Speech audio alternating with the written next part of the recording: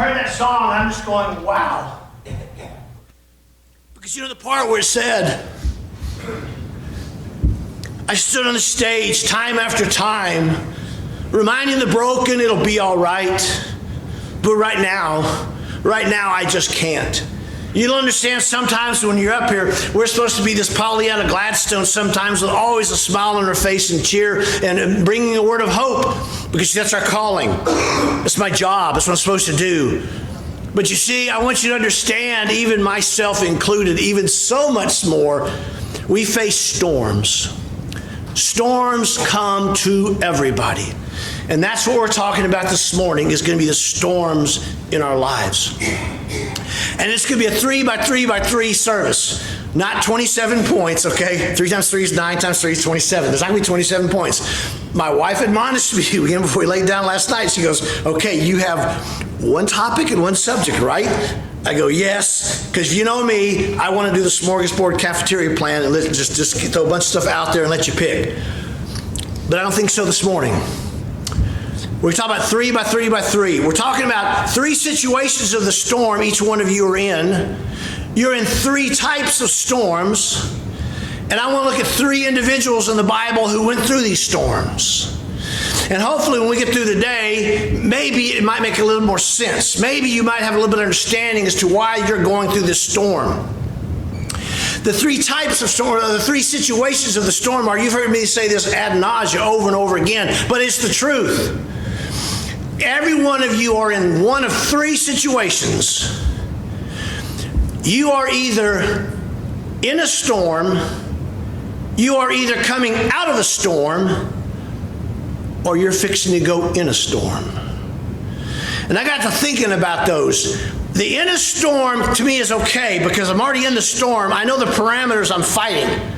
Coming out of a storm is even better, because I see the sunlight. It's the going into the storm that we face so many unknowns that become so bewildering. Give a little bit of an example. My wife and I, as you know, we make several pilgrimages to Colorado. I love the mountains. I can just stare and just, there's a mountain, and just stare at its awe and beauty.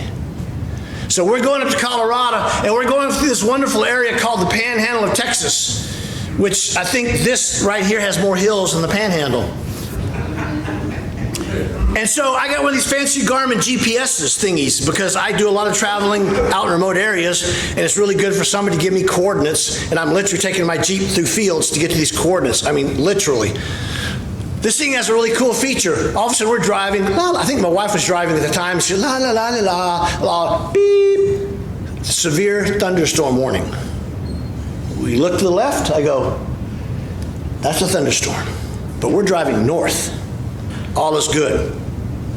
Short story even longer, we've been going through a 18-wheeler hitting a tractor, having to go around that. My wife is driving, and she has enough of this kind of, the rain starts hitting. She goes, I've had enough of this driving. You're going to drive. I'm going, okay. So I get in this thing, and the Jeep, we're taking on. She goes, I keep looking, so okay, I think we're actually going to go around it. Then I get to looking at my GPS, and I notice in about 10 miles, we're making a left. The storm's to the left. Decision time. Do we go way out of our way? No, you're traveling. You got to make good time. Isn't that right, Sue, when we're traveling the way? You got to make good time. So we make the left. All of a sudden, turn on the windshield wipers. They do no good. They're just slapping rain.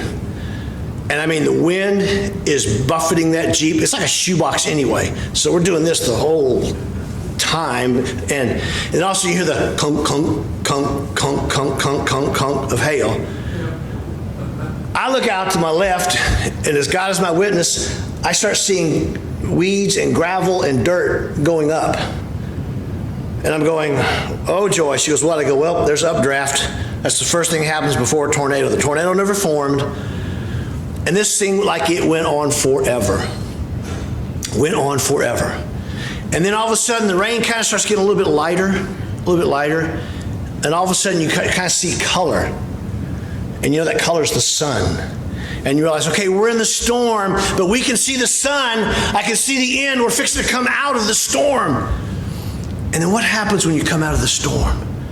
The sunshine is beautiful. The clouds make iridescent colors of the sky. Everything is clean. I know you don't care about this, but I saw a herd of 100 antelope pronghorn. I could throw a rock at them. I wanted to stop and chase them, but 65 miles an hour is a little faster than I can run. The road is beautiful. Everything was beautiful.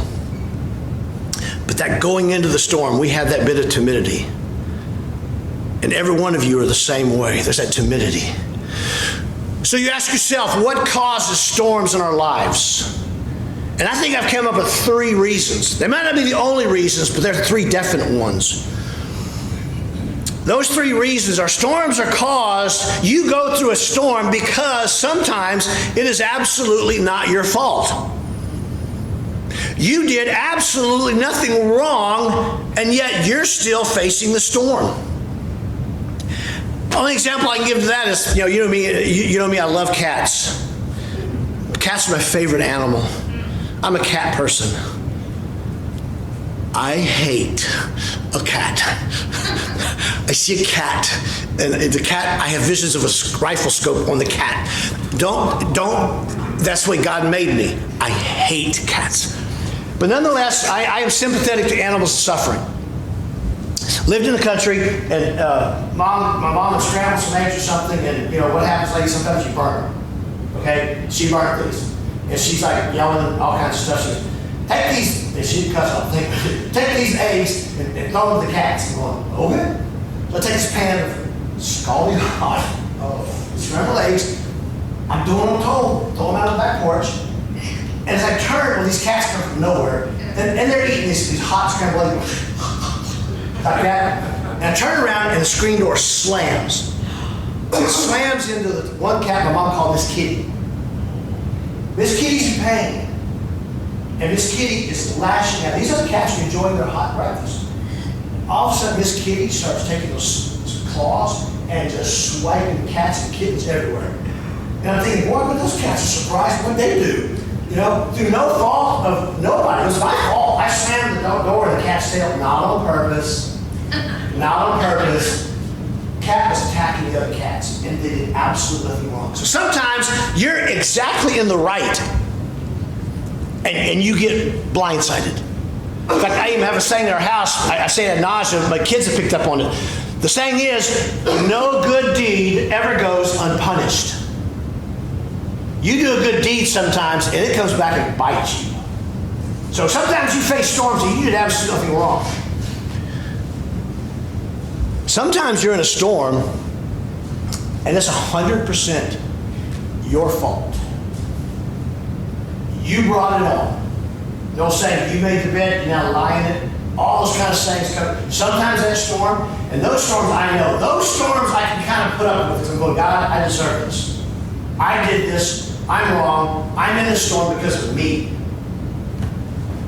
The other one that we're going to look at this morning is almost kind of hard to accept, believe it or not, is sometimes you're in a storm to glorify God. That's the only way I can say it. Sometimes death comes to you to glorify God. Sometimes an illness comes to us to glorify God. Sometimes things happen in your life so you can glorify God, and we'll look at that. The three individuals are, I want to look this morning, Jonah's going to take care of 2 of them. We won't turn there, but you're familiar with the story of Jonah and the fish. Okay, the preacher and I disagree a little bit on this, that's okay. It was not a whale, because Jesus didn't call it a whale. It wasn't called a whale in the Old Testament. The word is ketos in the Greek, and that means large animal, or large fish, or large sea serpent. But anyway, semantics aside, I don't care about that argument. What happened to Jonah? Jonah's in complete disobedience with God. He gets in the boat. He's supposed to go to Nineveh. He goes to Tarshish, which is the exact opposite. We all know the story. He gets in the middle of the sea, and all of a sudden the waves come, and the storm is coming. And man, Jonah goes and hides. And the guys are trying to save lives. They're dumping stuff over the side. They're doing everything they can. And these are not Christian men, or godly men that say, hey, we're going to cast lots to see which one of us is causing this problem, and then they can pray to their God.